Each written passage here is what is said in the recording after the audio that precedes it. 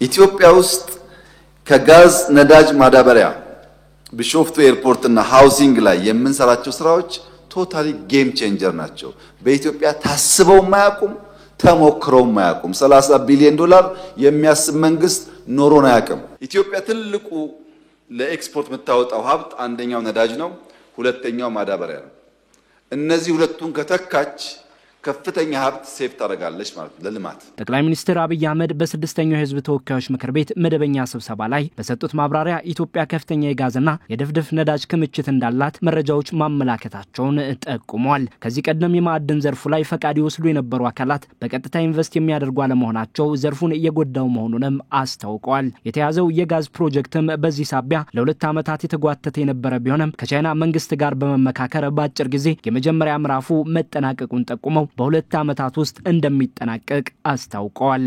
ከቻይና መንግስት ጋር መንግስት ለመንግስት ተነጋግረን የመንግስት ከፍተኛ ሀብት ያለበት GCG የሚባል ግሩፕ ጎልደን ኮንኮርድ ግሩፕ የሚባል የቻይና ኩባንያ በዚያ ስፍራ ያለውን ጋዝ የመጀመሪያ ፌዝ ከኛ ጋር ለማልማት ተስማምቶ በ14 ወራት ውስጥ የመጀመሪያውን ፌዝ አጠናቀናል። በ14 ወራት የመጀመሪያውን ፌዝ ማጠናቀቃችን ብቻ ሳይሆን ጋዝ ኢትዮጵያ ውስጥ ማልማት ይቻላል የሚለው የይቻላል እሳቤ የሚቀጥለውን ፌዝ ለመስራት ለመጀመር በእጅጉ አግዟል። ፌዝ 2 በቅርቡ ማስጀመራችን ይታወቃል። በ24 ወር ውስጥ እንጨርሳለን። የነዳጅ ማጣሪያ ፕሮጀክትም በቀጣይ 2 ዓመታት እንደሚጠናቀቅ ገልጸዋል። የጋዝ ፕሮጀክትና የነዳጅ ማጣሪያ ፕሮጀክቱ በኃይል ዘርፉ የውጭ ምንዛሬን በማስቀረትና የትራንስፖርት ወጪን በመቀነስ ሚናቸው የጎላ በመሆኑ የኑሮ ውድነትን ጭምር ለማቃለል እንደሚያስችሉ ጠቁሟል። ከዳንጎቴ ጋር በመተባበር የተያዘው የማዳበሪያ ፋብሪካ ወደ ስራ ሲገባ የኢትዮጵያ ግብርና ምርታማነትን በከፍተኛ ሁኔታ ያሳድጋል ያሉት ጠቅላይ ሚኒስትሩ የማዳበሪያ አጠቃቀማችን በጥናት ላይ የተመረኮዘ አለመሆኑ ምርታማነት የጎዳው መሆኑንም ተናግረዋል። ኢትዮጵያ ውስጥ ምርት እንዲቀንስ እያደረገ ያለው አንዱ ሁኔታ ማዳበሪያ ብቻ ሳይሆን የማዳበሪያ አጠቃቀማችን ነው። በድፍን ኢትዮጵያ ለበቆሎም፣ ለቡናም፣ ለሩዝም በጅምላ ነው ዩሪያ ዳፕ የሚባለው። ያ መሬት ምን ኬሚካል እንደጎደለው አውቀን አይደለም። ጅማ ያለው አፈርና ሐረርጌ ያለው አፈር፣ ባሌ ያለው አፈርና ጎጃም ያለው አፈር እኩል ማዳበሪያ ላይ ፈልግ ይችላል። ግን ለየትኛው አፈር ምን ያክል እንጠቀም ይለውን እኛ እናቀው።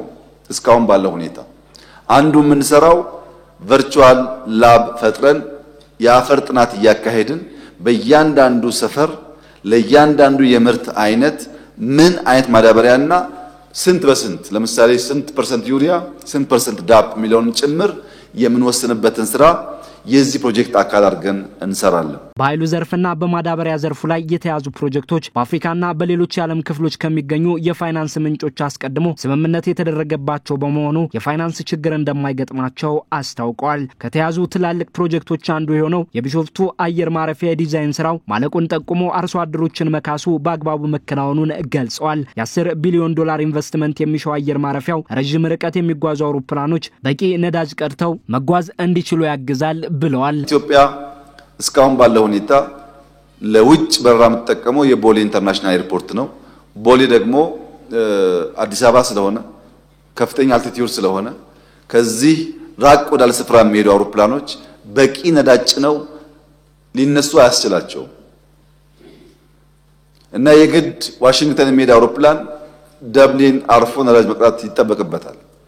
አሁን የመረጥነው ቦታ እነዛን ችግሮች የሚፈታ ነው። በቂ ነዳጅ ነው በአንድ ጊዜ ረዘም ያለ ቦታ መጓዝ ይችላሉ። በመውረድና በመውጣት ያለውን ኮስት ያው መገመት ይቻላል። ከዚያ በተጨማሪ ከ100 ሚሊዮን ፓሴንጀር በላይ በአመት የሚያስተናግድ ስለሆነ በአፍሪካ የመጀመሪያው ትልቁ አየር መንገድ ብቻ ሳይሆን ትልቁ ኤርፖርትም ይሆናል ማለት ነው።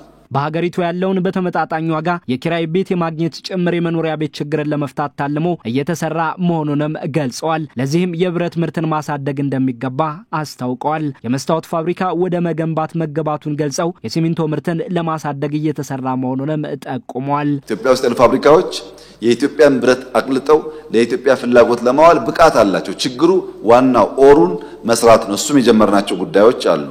ሲሚንቶ በከፍተኛ ደረጃ ለማሻሻል የተሰራው ስራ ይታወቃል። ለሚላይ አሁንም እያስፋፋ እንገኛለን።